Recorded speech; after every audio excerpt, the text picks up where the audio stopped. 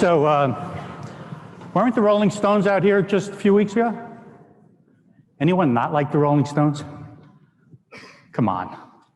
Okay, so a while back, I'm meeting with a client, and this gentleman is in my face, and he's barking at me that he doesn't like that me, Lou Mosca, and my company, American Management, are so focused on profitability. It's one of the things that we really care about for all of our clients. So this gentleman is barking in my face, and I quote, he says, "Lou, you're too damn focused on profit." So I look at him and I say, you know what, we are damn focused on profit, and do you know why we are? And I said, to us, profit is the tool that you should have to drive you every day, get you up every morning, make you be excited about going to work, give you the ability to provide great customer service, maybe pay your employees better benefits than what they have, and give you the ability to be a great citizen in your community, a corporate citizen in your community. That only happens when you maximize profit. That's our belief. So anyone have a clue why this gentleman was in my face? Any idea? What's that? There you go. And we're going to talk about that in a little bit. So I heard the prior speaker say something about 4 million drivers approximately in the United States. So I read recently that the American Trucking Association says there are about 3.5 million drivers on the road right now. So that means you folks employ about 3.5 million drivers. But the next couple of statistics were the ones that surprised me. 51,000. Anyone know what 51,000 represented? So your association, the American Trucking Association, read this about 2 weeks ago, said that you folks are short 51,000 drivers. Your industry is short 51,000 drivers. I actually expected that number to be like this gargantuan number. So I was surprised because 51,000, if you were a contractor or a manufacturer or a distributor or a retailer, and you were short 51,000 or really 1.5%, right? Because 51,000 is about 1.5% of 3.5 million. If you were short 1.5% of your labor pool, what would you do? Well, you might have them work a couple of hours of overtime, or you might have them work on a Saturday, but you can't do that. Your world is different. So if 51,000 is accurate, what's the result of not having enough drivers? So obviously, you know, I heard this commercial the other night. I live in Orlando, Florida, folks. I heard this commercial the other night that one of the big freight companies, Old Dominion, quoted that their on-time delivery rate was 99-point-some-odd%. And it made me chuckle a little bit. I don't know what it is, and I actually don't care. But it made me chuckle because every time I fly, I watch this urgency of the pilot and the crew to get off the gate on time. Because as long as they get off the gate on time, it's on time. So I don't know what determines on time for Old Dominion or anyone else. But when I look at 51,000 drivers short, I wonder what kind of impact that has. So being the accountant by nature, and a guy that sort of likes to play with numbers, the first thing I think about is from an owner's perspective, what's the impact of deliveries? You can't get the stuff there on time, and the impact of that is you can't bill it. You can't bill it, you can't recognize your profit. If you can't recognize your profit, you can't generate cash. So delayed deliveries cause angst with your customers, with your drivers, with your dispatchers. Nothing good happens. Question for you. What's the average age of an over-the-road driver right now? What's that? Okay, so I read last week again, because people in my office made me read this stuff, that the average age of an over-the-road driver, as described by the Bureau of Labor Statistics, is 55, right? So if you were shooting craps, they'd call that what? Hard 10. 55. So if you were 45 years old as a driver, you're looking out at the future of your career. If you're 55-year-old, you're starting to think, what might come next? Again, 175,000. Guys, I'm not going to bore you to death with just numbers today, okay? But 175,000. That number came again from your association. American Trucking Association says that by the year 2026, 2026, 6 years from now, your industry will be short that amount of drivers. Not my number, your number. I don't know if it matters, but I would imagine that if we're struggling to fill 51,000 slots, 175,000 might become a challenge at some point. Pardon me? So, I think about, I told you I live in Orlando, Florida, right? And the other day there was this commercial on, it was a newscast on about how Florida is the testing ground state for autonomous vehicles. Don't know if that's accurate or not. And I remember, anybody watch, when I was a kid, I'm 64, when I was a kid, and when my kids were kids, they would watch the Jetsons. Anybody remember the Jetsons? George Jetson would fly around in his little Jetson mobile. And when he was done at the end of the day, he'd fold up his Jetson mobile and take it into the office with him or whatever the heck he did with it. Anybody remember George Jetson's dog's name? Astro, holy moly, very good. Okay, so the reason I asked you this is because there's no Jetson mobiles flying around out there, right? 50, 60, 70 years later, there's no Jetson mobiles out there. But there are drones. And there are companies experimenting with delivering with drones. So between Tesla and Volkswagen and Ford working on creating autonomous vehicles, companies playing with using drones to do deliveries, and with companies like Walmart and Amazon trying to take every driver and buy every piece of equipment out there, didn't Amazon just buy 10,000 more vehicles or 20,000 more delivery vehicles a week or two ago? So you have a lot on your plate. And I'm here to tell you that you really have two choices, and you already know what they are. You know what they are. First choice, do nothing and hope it takes care of itself. You know, that sort of ostrich syndrome. Stick your head in the sand, hope it's okay. Second choice, lose choice, maximize profit, and fight for your life. Because if you maximize profit, that will allow you to pay better benefits and pay your people better. Maximize profit. So my challenge to you is, I'm sure you're all profitable, but if you're at 2% profit, what are you doing to get to 5? Okay, so at our company, at American Management, this is the philosophy we believe in. Profits aren't everything, they are the only thing. In fact, the owner of our company wrote a book on this back in 08 or 9, published it, it became a Wall Street Journal, Amazon, and New York Times bestseller within 2 weeks. It is harsh. It is harshly written to make you think about where you're at. And the good folks at Cottingham have provided you, or will be providing you all with a copy of it. Okay? The goal with this book, or the goal with Profits Aren't Everything, They Are the Only Thing, is to make you think about how you manage your business. So I have a question for you. Anyone in here get your monthly P&L, and where's the profit and loss number? Is it on the bottom, or is it on the top? Come on, folks. Bottom. Okay, so our philosophy is profits should be your first line item of expense. If you're an owner, first of all, how many owners in the room? Okay, some. If you're an owner, somewhere along the line, somehow you decided to go and risk to be a business owner. So we believe you're entitled to a return, a specific return. So we believe in profits aren't everything, they are the only thing. George is a Harvard MBA, wrote this book years ago. HarperCollins published it, and there'll be copies in the back for you if you'd like them, take a look at them.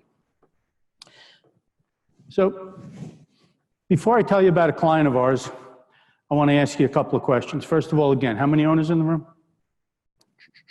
Okay. Anyone ever wish you weren't an owner? I'll take that to mean sometimes, okay? All right. And my next question, it's more like a question sort of statement. Is there anyone that doesn't believe the true measure of the success of your business is profit and free cash flow? Not cash flow, profit and free cash flow. If anyone doesn't believe that, there's a cocktail reception after this, right? I'll be there. You can try to convince me differently. That's the measurement of success. So, I want to tell you about a client we worked with recently.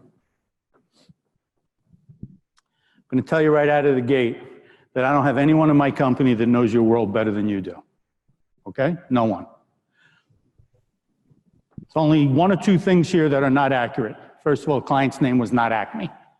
Okay? So I'm going to talk to you about Acme. Acme was a trucker, is a trucker, sole owner, about 48 years old, about 30 million in revenue, about 90 to 100 drivers, and 130 pieces of equipment. 48, pretty cool guys, fun to be with. 100 drivers, 90 to 100, and about 130 pieces of equipment. And on $30 million, Mr. Acme lost money every day. Every day.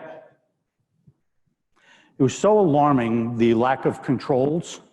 It was sort of like, where do we start? And we're going to share with you some of the issues that Mr. Acme was encountering. And I'm going to hope that none of you have any of these issues. Not a one. Okay? So the first issue at Acme was there was a huge disconnect between the dispatch and the drivers. Let me give you an example. And I'm going to say this probably 3 or 4 times throughout the next 20, 30 minutes. I've not worked with many truckers that had the ability to know almost 80% of their work 2 weeks in advance consistently.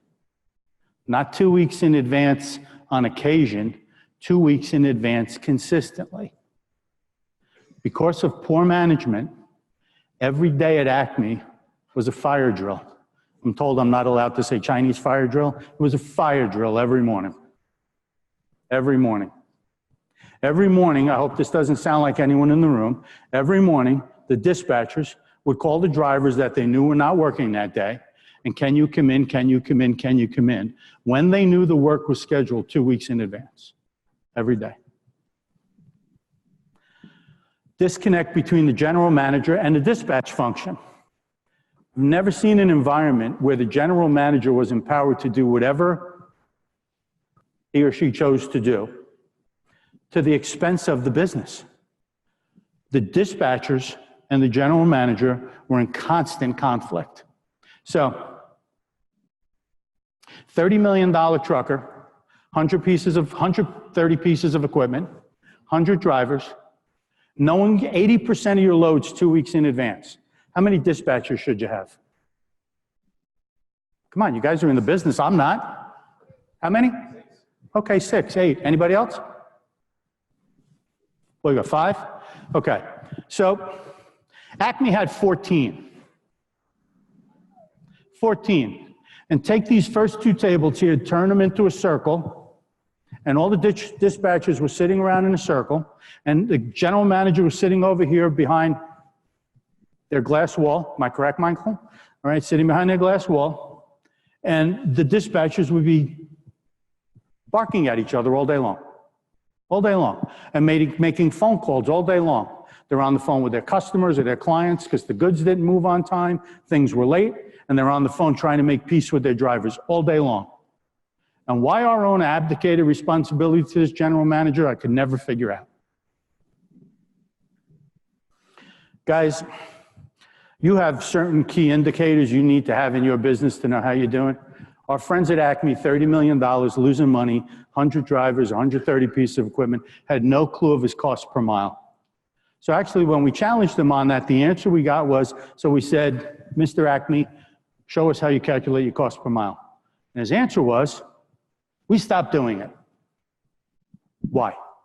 It's too hard. It changes by truck. It changes by driver. The weather impacts us. It's too difficult. So last night I went to a steakhouse. I don't know what it's called, Chicago Prime something steakhouse. And I paid X amount of dollars for my entree, whatever that was. I bet you anything they knew exactly what that entree cost them to prepare.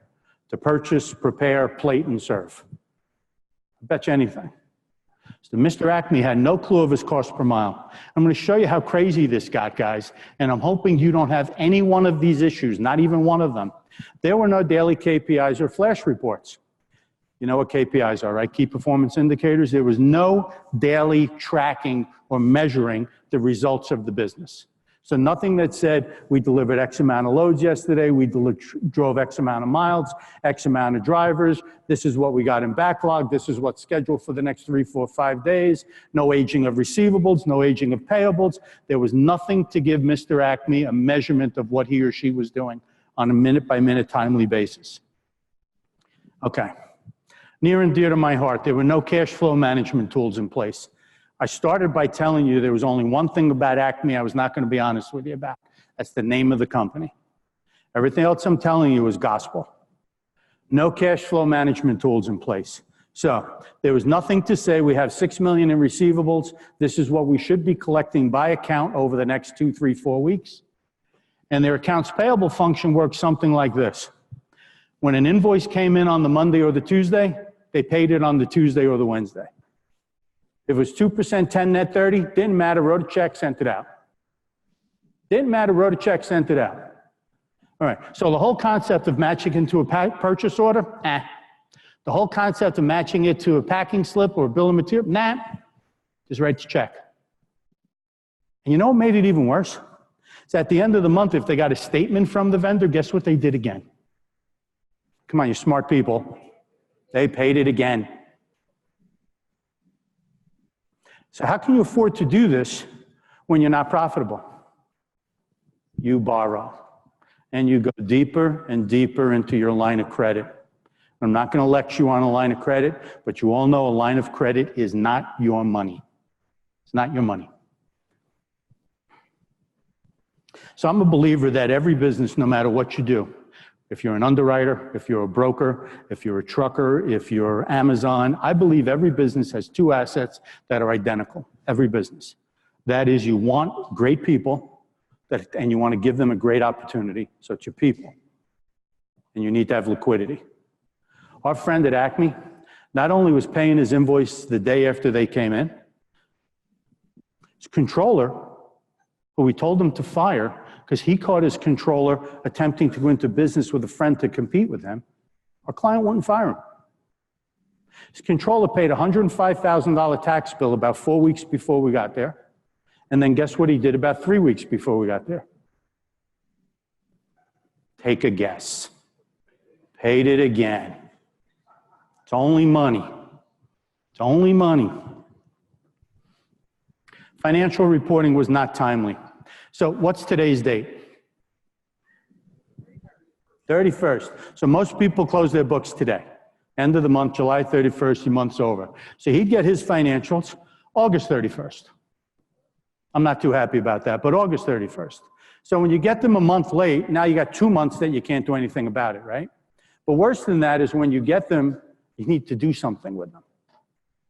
He didn't understand the concept of taking out a magnifying glass, take out a ruler, and go line by line and compare it to the prior year, budget, plan, projections, whatever you want to do. Whatever, wouldn't do it.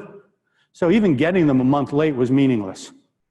So I'm going to give you a Lou tip, okay? I presume most of you do monthly financials and monthly closes. Is that a fair statement? Yep, okay, great. So today's July 31st. At American Management, we do periods. We do 13 4-week periods. And why do we do that? Because I don't want to deal with 31 days, 30 days, 29 days for leap year, 27 days for leap year. I don't want to deal with 5 payrolls in a month, 4 payrolls in a month. I want every 4-week period to be identical, 4 weeks to 4 weeks to 4 weeks. And when our period closes, we have full financials 5 days after the period. If you have financial people working for you, demand the same thing. You want your financial results within 5 days of the end of the close of your books. 5 days. And then you want people to explain to you any variances. Make them explain any variance over, I don't know, if you do $100 million, over $1,000. If you do under $100 million, make them explain everything. Make them be accountable, everybody. Poor scheduling, I told you before, 80% of the work they knew 2 weeks in advance. And every morning was that fire drill, every morning. Calling drivers, calling drivers, calling drivers. And think about this, 14 dispatchers all tripping over each other, calling drivers to try to make their customers okay with work that they knew about 2 weeks before. And because they didn't schedule them properly, Load management on the backside was nil.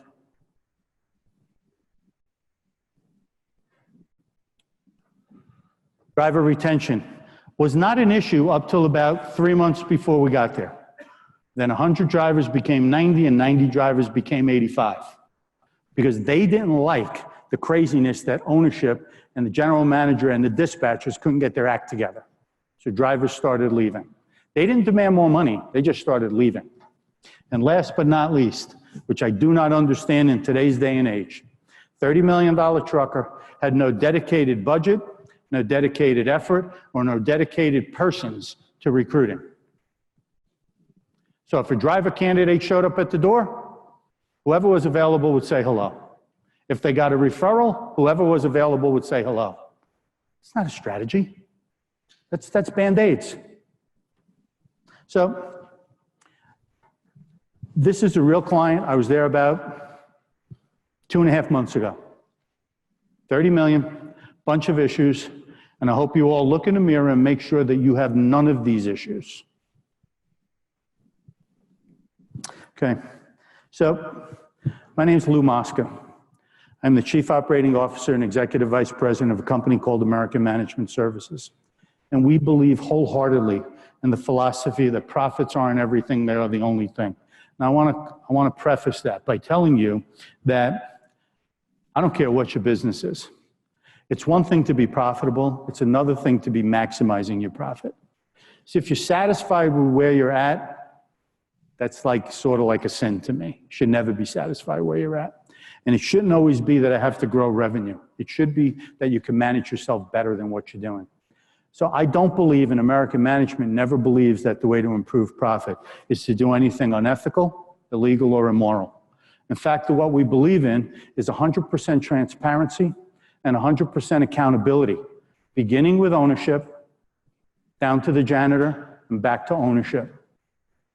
That's what we believe, total transparency and total accountability. And most of you folks hold people accountable, but I'm going to tell you, you need to hold them accountable to a timeline, not just accountable. So the first rule in our profit rules is profits aren't everything, they're the only thing. Guys, we live and breathe by this. And in fact, what we do with our clients is we try to teach them that profit should be your first line item of expense, first, not something that falls down to the bottom. When things fall, I read the other day, I don't know where I read this, that a trucker in Arkansas, hope he's not here, had a $1.2 million profit last year in the second quarter. And then this year in the second quarter had a $1,000 profit. And his revenue per mile had dropped dramatically. I don't know where I read that. I'll give it to you, I'll find it. And I think about your industry and I think about any industry. And the reason you get up is to make profit, to maximize profit. What you choose to do with it is your business. So I'm going to go over a couple of our profit rules. You want to shout anything at me, anything you choose, you feel free to do so. So profit rule number 6 to us, and it's in the book you're going to get if you choose to take them, they're back there somewhere. Profit rule number 6 is delegate, don't abdicate. So when we think about our good friend at Acme that was doing $30 million and making no money, Mr. Acme decided to delegate responsibility to his general manager. For the life of me, I can't understand why. Met the person, I do not for the life of me understand why. And between the general manager and the dispatchers, it was just chaos. So I believe that as owners, you shouldn't have to do everything. In fact, I don't want you to do everything, but I want you to have fingertip controls on everything. I want you to know what's going on all the time. I don't care where you're at. Doesn't matter to me. But I don't want you to do it. I want you to surround yourself with the best people you possibly can. So let's think about this. You have a CFO, you have a sales manager, maybe you have a fleet manager, a dispatcher, a load manager, whatever. You got this group of core 5 or 6 people that work for you. And they're your go-to people. And you've hired them, you've trained them, you've empowered them, and you've incentivized them to perform. And for whatever reason, you're the company that's in Arkansas. And your profits went from $1.2 million last year in a quarter to $1,000. And you're sitting with your bank, Mr. Chase Manhattan, Mr. Bank of America, Mr. whomever. And your banker says to you, so Charlie, what happened here? You're going to say to him, my people didn't perform? It's one thing to have a team and for you to empower them. It's another thing for you to hold them accountable to executing on a timeline. That's the difference between delegate and not abdicating. When you sign your tax return at the end of the year, it's not your employees, it's you. When you sign personal guarantee at the bank doesn't give a damn about what your employees do. They care what you commit to. So, in the spirit of, George wrote this book and it's a little harsh, let me share this with you. The way I believe things is that until you are a corpse and until they stick you in a box and put you in the ground, do not abdicate responsibility.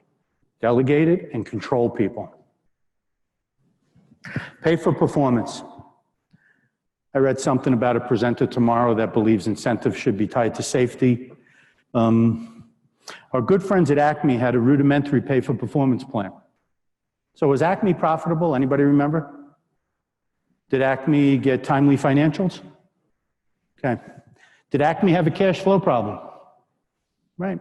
So Acme's pay for performance plan went something like this. If you drove over X amount of miles in a week, you got a bonus. That was their pay for performance plan. So the drivers that drove more got paid more, which annoyed the you-know-what out of the drivers that didn't drive as much, because half the time they didn't even know they had work coming to them. Compound that with, we're not profitable.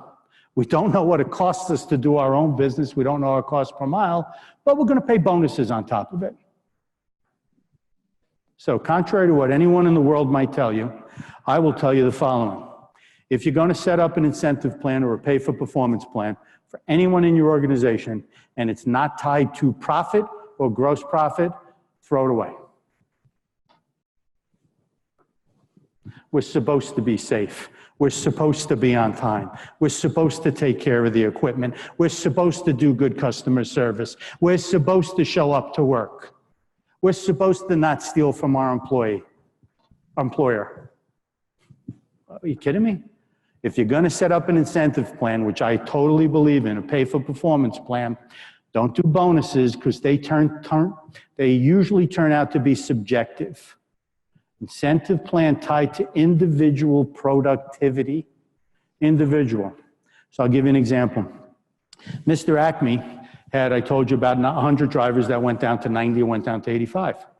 And driver Charlie wanted to work 4 days a week and be home every night.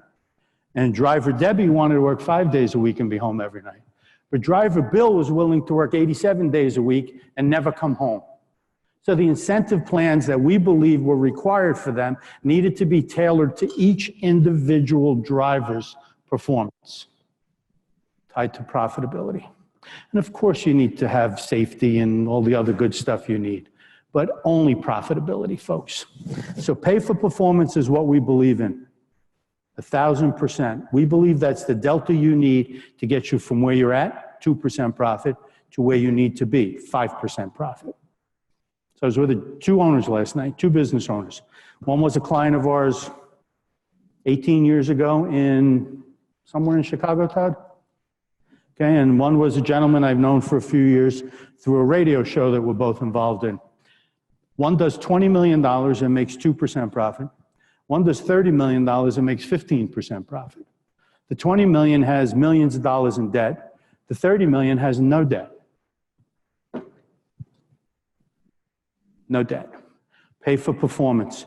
Don't be afraid to incentivize your people to go above and beyond where they're at, to do more. They'll usually embrace it.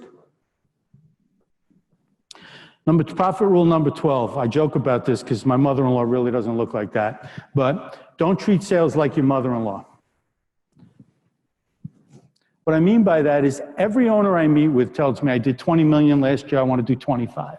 I did 50, I want to do 60. Everybody's got this sales number in their head. And I'm just a firm believer that the best value you can provide your business is by getting out from behind your desk and going and working with your people. Go out one day a week and say hello to your existing accounts. Go out one day a week with your salespeople and help them close whatever you call it, new business, new deals, new doors, whatever you want to do. I don't believe anyone should ever ask their employees to do something they won't do. And if you want to get your customers respect and your employees respect, get off your fanny, get out from behind your desk and go with them. I had a client that did $80 million a year in Merrimack, New Hampshire. And every time I'd walk into his office, he'd be playing a card game on the computer. What game, Kevin? Solitaire. He'd be playing solitaire on his computer. Every time. $80 million company, every time. So if you have time, you want to show your people how it's done, go show them how it's done. Don't just demand, lead. Don't treat sales like your mother-in-law. Be involved in growing your business, but grow your business profitably because you have the information to make the right decisions. Okay, one of my favorites of all time. It's not the economy, stupid, it's you. So the last, I don't know, so they say the last 3, 4, 5, 6 years, the economy's been pretty strong. So they say. Not for everybody, right? I'm going to tell you about 30 to 40% of the clients we deal with every day are still struggling. But for the most part, they say the economy's been pretty strong. I'm going to bet that no one in this room went to Washington, D.C., sat down with the White House or the Federal Reserve or the Treasury Department or the Commerce Department or the SBA and did anything specifically to make the economy be okay. Just going to take a wild hunch on that. Conversely, back in 08, 9, and 10 when the world fell apart, I'm going to bet you none of you forced the banks to do bad loans and bad appraisals on houses and give out, just do bad stuff. I'm going to show you didn't do that. And I'm going to bet you that there are people in your shoes right now that were in your shoes 10 years ago that are not around anymore. And when we refer to it's not the economy, stupid, it's you, the point of reference is simple. What goes on in your house, you control. Don't blame China or Mexico or NAFTA or tariffs or anything, the competition. What goes on in your house, you and only you control. And that will only happen if you have a solid plan and you are transparent with your people. Only you will control it. So here's my point of reference. I passed the CPA exam 5,000 years ago. I'm no economist. I'm not even a licensed CPA anymore. I don't want to be anybody's scorekeeper. I like doing what I'm doing, helping people improve their lives. It's really pretty cool. But does anyone think the economy is going to stay the way it is for the last 3 years, for the next 5 years? What happened today? What did the Federal Reserve do today?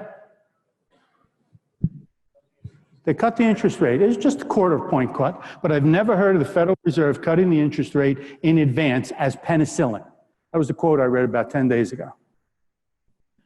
I had 3 bankers tell me in the last month that they're not lending to contractors anymore. In fact, telling them to go elsewhere.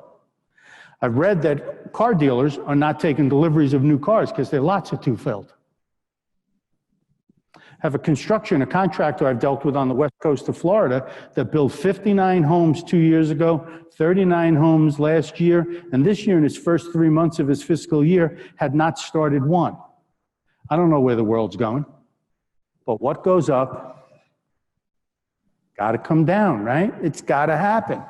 So, you're the leader of your company. You have your employees that rely on you. You have your customers that rely on you. You have a huge responsibility to all these folks.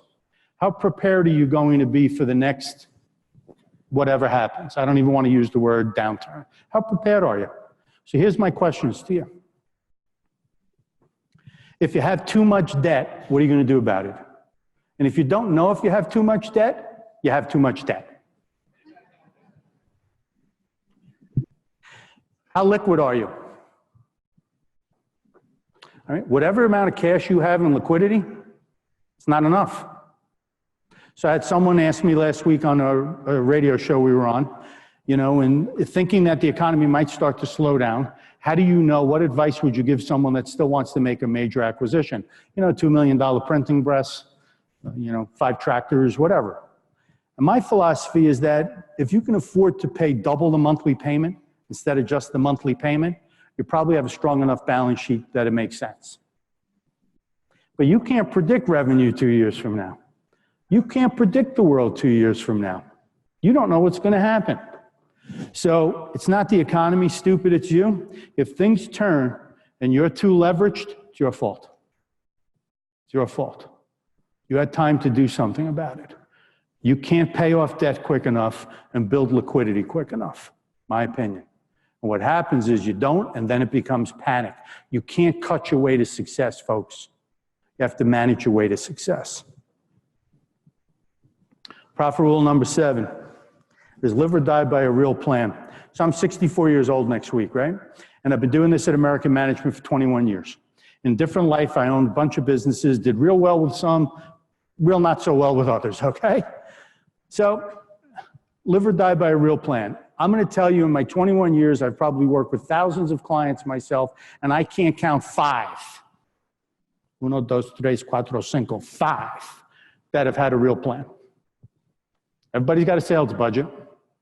Everybody says, this is what I want to do. But a real plan, operationally, assets, utilization of assets, people capabilities, market, a real plan. And the real plan needs to be tied to maximizing what? Profit. So we believe that if you want to create extraordinary success, create a real plan. You need to own it. You need to have your people buy into it with you. They need to be part of it. And if they're part of it, the odds of you having success at it goes up dramatically. Remember, I owned a business in Rockland County, New York, a million years ago. And if we had snow in New York, I'd get up an hour or two early, drive the 45 minutes to get there, and I would shovel everything.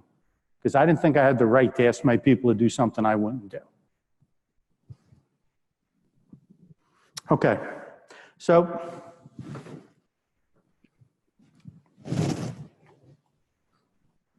what kind of problems, what kind of challenges? I listened to some of the questions with the last presenter, and I will tell you sincerely, some of that stuff went over my head. But what kind of problems, what kind of challenges are the norm in your world, guys? Anything? So I'll tell you what we see in your world. What's that? Okay. So the things we see, I think a lot of people have had reasonable growth over the last 5 years. Might not be what they had hoped for, but that comes back sometimes to, did they have a real plan to get to it and the resources and the horsepower to make it happen? So things we see as challenges in your world are everything that happened at Acme. And then I'll add to it. Load management, dispatch breakdown, insurance costs, when you think you got some of your insurance costs under control, then they're not under control. Obviously, regulations. And of course, getting and keeping drivers. Anybody not have an issue with getting and keeping drivers? I actually had a company tell me a week ago they have all the drivers they could use. It's the first time I've heard that in years. Anyone not having a problem with drivers? Okay, it's great. So I'm going to go over just one topic. And I'm going to talk to you about 2 ideas we threw out at some of your brethren recently, and it seemed to help them a little bit. Might not help you, but it seemed to help them a little bit. And the area we're going to talk about is recruiting and getting you new people. And when I look at a picture like this, and it's funny because as I drive around now, I see fewer and fewer tractor trailers with the "we're hiring, help wanted, immediate opportunities" signs up there. You used to see them on every tractor trailer that would go down the road. I live in Florida. I told you that, so I-4 is just tractor trailer all day long, sort of like 90 and 95. And recruiting in your world used to be, to me anyway, you know, we'd put the signs up on the trailer, sometimes on the cab, sometimes on the back of the trailer. We'd put signs up in front of the building. We'd post an ad on LinkedIn or Craigslist or whatever it is and hope for good things. Then we tell our folks we have a referral program and hopefully good things would happen. And we sort of call that passive activity. Just passively, you do something and hope for the best. It's like a manufacturer right now. He posts 3 jobs online and hopes people will show up. It doesn't work that way anymore. Changed years ago. So we're going to give you a couple of things that we think might help you to attract talent into your building. So, and you might not agree with these, and there is no magic potion, okay? So the first, last year in 2018, 1.1 million students graduated from high school and did not go to college. 1.1 million, I didn't make this up, Google how many kids graduated high school last year and didn't go to college, okay? 1.1 million kids graduated high school last year and did not go to higher education. I don't know where they went. Military, work for mom and dad. Maybe they moved to Florida. You know, anybody know what a Wawa store is? We got like, they opened like 200 Wawas in Florida in 5 years. Maybe they came to Florida. I don't know. But 1.1 million kids graduated last year, did not go on to higher education. So our belief is that most communities have 1 or 2 high schools, maybe 3 high schools. And these kids can be your future. But they got to know you're there. So, you know, it's like Price Waterhouse and Deloitte, they go and do all these college days at all the universities. Well, you should be doing driver days at the high schools, because 18 is going to be 22 sooner than you think. And the way to do that is maximize profitability so you can afford to go bring these kids on as interns. Make sure your insurance company is okay with it. But I would take my youngest drivers, not my 60-year-old guys looking to retire, my youngest guys, and have them come with you 3 or 4 times a year to do a job fair day at the school, at the high school. So these kids know that when they graduate, they have a place to go. Let them work with you over, you know, their Christmas break, their summer recess. It takes money to do that. But if you hire 2 high school kids every year, 5 years from now, you got 10 new employees. That could make a huge difference in your life. Might not work for you. I think it can work. In fact, it's worked for one of our clients now. And I read something recently. I have my director of consulting here, my representative for the state of Illinois, and my marketing guy here, and they're feeding me information all the time. And one of the things I read is that the federal government is considering lowering the age of a CDL to 18. Is that accurate? Okay, I don't know if that's a good thing or a bad thing, right? I don't know if I would have trusted my kids at 18 behind a tractor trailer, but if that actually comes to be and you've been working in these high schools for a year or 2, you're going to be ahead of most other people. And don't you want to be ahead of Amazon in particular? Don't they just annoy you? You know what I think about Amazon? I signed up for my first Amazon Prime account about a year ago. Think about Amazon, and I think about 2 or 3 years ago when you'd order something, you get it in 2 to 3 days. Then it became 1 to 2 days. Then it's 1 day. Now it's today. You order it this morning, you get it this afternoon. I think they're going to come and put a chip in my head when I'm sleeping. Whatever I'm thinking of, they're going to ship it before I press the damn button. So that's my thought on high school, folks. Here's the next one. Everybody says they love to hire veterans. Might be some veterans in the room. Me too. It's actually not as easy as you would think it would be. There are approximately 1.3 million active duty and approximately 800,000 reservists right now. That's 2.1 million. Every year, 200,000 of them leave the military. In fact, the average is 208,000. And 30% of them have been trained in some form of transportation or logistics. 30%. So what do you do about it? Do you call the Department of Defense? Well, of course not. If you're near a military base, find a way to get in there and start to work with them, because people are transitioning out every day, every week, every day, every week. If you're not near a military base, there are veterans groups and veterans transition groups. So my client that I had, this different one than the high school guy, this guy was brilliant. What he did is he went and hired a retired Army sergeant something. And that's the guy that did all of his military recruiting. And he paid him a modest base salary and pay for performance based on the profit that they generated behind the wheel, not just for being there. So I think about it like this. Your industry is short 51,000 now and 175,000 6 years from now, supposedly. And 1 million kids are graduating every year that don't go to college.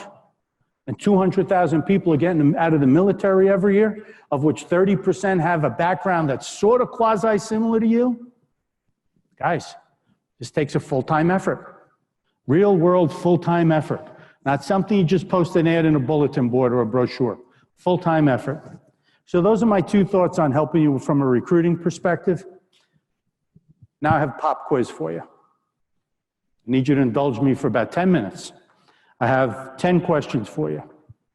You all got a pen? I need you to write down these answers, and I'm not going to ask you to share them. These are for you. I did these similar questions at a DuPont conference in Memphis about 6 years ago, 7 years ago.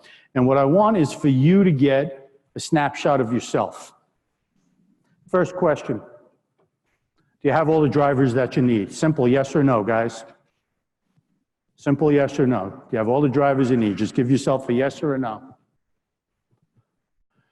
Second question. You know, this is on my mind because of my good friend at Acme, right? So do you have a firm grasp on your cost per mile? Do you know what it's costing you to run your equipment? Yes or no? So let me change this question slightly. Not just are you satisfied with where your revenue is today, scalability, are you satisfied with where your revenue is based on the employees you have, the equipment you have, and the market share that you have? Yes or no? Question number 4. Can you go more than 45 days without touching your line of credit? Just for the record, lines of credit are demand loans, not your money. If you can't go 45 days without touching your line of credit, next question. Do you have a dedicated recruiting program? People, budget, strategy.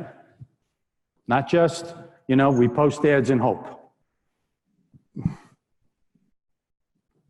Do you have a dedicated retention program tailored to your individual drivers? I said it before. Denise wants to work 3 days a week and be home. Bill wants to work 4 days a week and be home. Charlie wants to work 5 days a week and he'll stay out every other week. Your incentive plan, your pay for performance, your retention program for each driver needs to be unique. It is work. Do you have that? Next. Tomorrow you're going to leave here after the Admiral speaks. You're going to get on a plane. You're not going home. You're going to Bora Bora. You're going to be there for 90 days.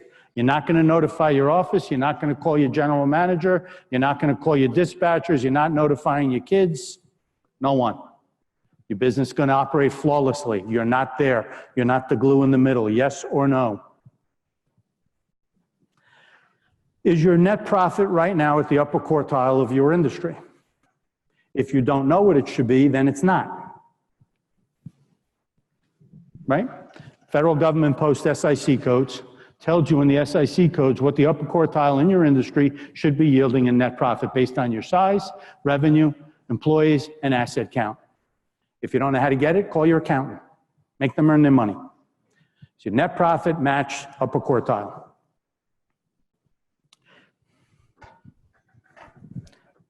Is your personal net worth where it should be? And if I know you're going to lie to me, so I'd ask your spouse if they were here. So is your personal net worth where it should be? I don't know if you started the business, took it over from dad or granddad, how you built it. You started with one pickup truck and now you've got a fleet of 300. However you did that, you took the risk. If you do not believe you deserve the reward, I don't know why you took the risk. But you need to build wealth. You need to build net worth. And whatever age you are, if it's not where you wanted it to be, what are you going to do about it? So I teach all of the people that work for me to do a personal balance sheet every month. And nobody likes to do it. Nobody likes to do it. Personal balance sheet every month. So is your net worth where it should be? And then the last question. You've been here for 4 hours. This is strictly for you. Did you get any value out of today? You came for a reason. Did you get any value out of today? Okay, now I'm going to ask you to rate yourselves. Well, there were 10 questions, right? You got 10 yeses or nos, is that right, guys? Help me out, yes? 10? Okay, so cross off the last one. So we're going to have 9. Last one is a sort of a gimme. Okay, so here's the way you score yourself. This is strictly for you. This is lose score. I'm the teacher, you're in high school, lose score. You got 8 or more, you're doing pretty darn good. That's 8 out of 9. You got 7, you're doing okay, but you could be doing a little bit better. You got 6, 6 out of 9. I don't know, when I was in high school, 6 out of 9 was a 66%. That was a D. If you got a 6, you got a problem. If you got a 5, my son Jacob, who's not here, who helps us with digital marketing, would say, Dad, if you got a 5, you got like a foot in the grave. Well, I say if you got a 5, you got a foot, an ankle, a calf, you got a lot of stuff in the grave. You need to be looking at your business. I am sure, I'm extraordinarily confident all of you rated yourselves 8s and 9s out of 9. I'm sure of it.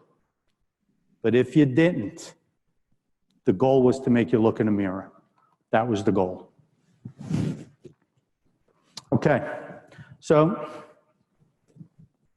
in conclusion, I want to share a few things with you.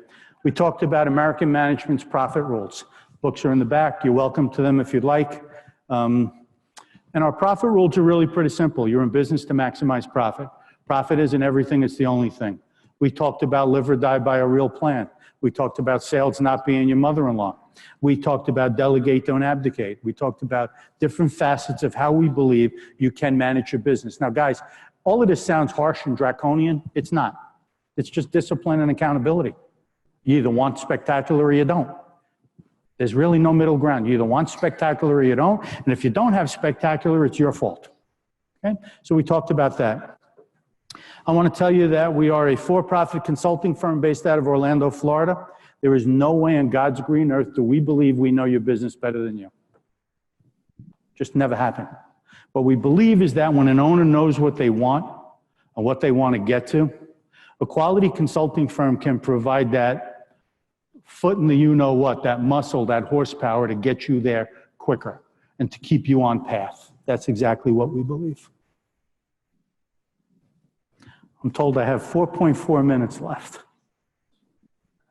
Questions, spitballs, anything?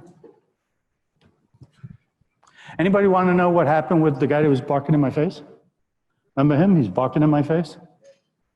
Company was based in New England, doing about $100 million a year.